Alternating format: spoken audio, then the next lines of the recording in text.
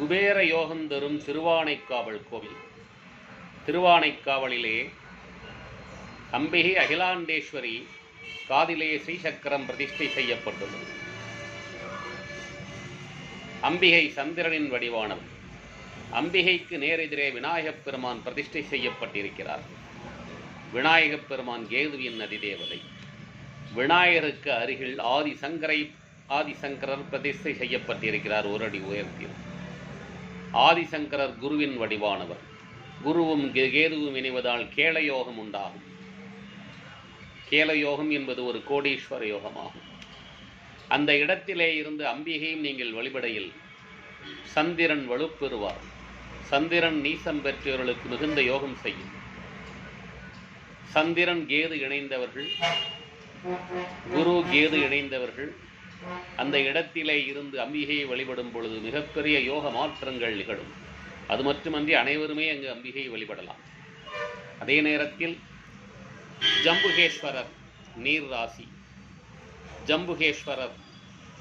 ஜம்புகேஸ்வரரையும் அகிலாண்டேஸ்வரி அம்மனையும் வழிபட்டு அங்கே உள்ள குபேரலிங்கத்தை வழிபட வேண்டும்.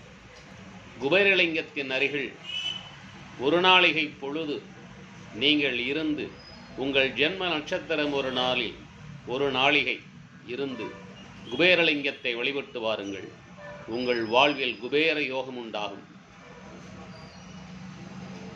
மேலும் 11:30 மணி அளவில் உலகில் எங்கும் இல்லாத அளவில் அம்பிகை அகிலாண்டேஸ்வரியானவள் ரூபமாக அங்குள்ள குருக்கள் சேலை அணிந்து வந்து ஐயன் ஈசனின் சன்னதியில் ஜம்புகேஸ்வரர் சன்னதிக்கு எதிரில் கோபூஜை செய்வார். இது பல்லாயிரக்கணக்கான வருடங்களாக நடந்து வருகிறது. இந்த கோபூஜையிலே கலந்து கொண்டு யாரெல்லாம் தரிசனம் செய்கிறீர்களோ அவர்கள் வாழ்வில் திருமண தடை விலகும், தொழில் சிறப்படையும், கோடீஸ்வர யோகம் உண்டாகும்.